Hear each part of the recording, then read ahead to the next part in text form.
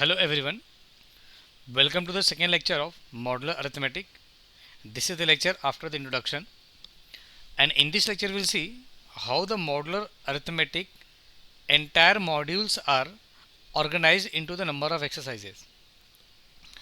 Since the whole chapter are divided into the 4 exercises, where this is exercise 1 that will cover the fundamental part of modular arithmetic, and the remaining fundamental part will be covered in exercise number 2.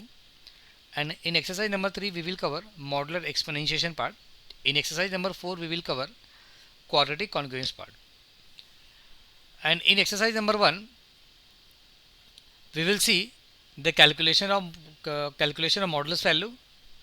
At the same time here we will also see how to find the value of m if we have the value of a and b in such type of congruence equation like a is congruent to b mod of m. And in the exercise 1 also we will going to see the application of commutative law and associative law with respect to modular arithmetic concept. And in exercise number 1 we will also see how to calculate GCD by using Euclidean algorithm.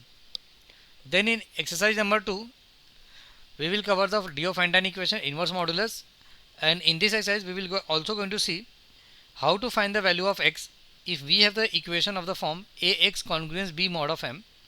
And the last part of the exercise 2, here we'll see the Chinese remainder theorem and its application also. Whether in exercise number 3, here all topics are related to the modular exponentiation only.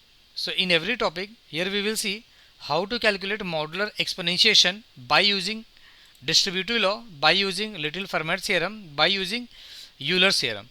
But to know about the Euler's theorem, we should have some background about the Euler-Torsion function, so that's why we have to study Euler-Torsion function also.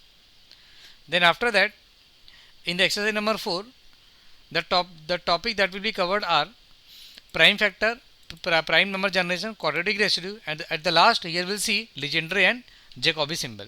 This is how the entire chapter of modular arithmetics are categorized, and from the next lecture we'll start with the analysis of the exercise number 1 and then we'll solve the problem also. Thank you.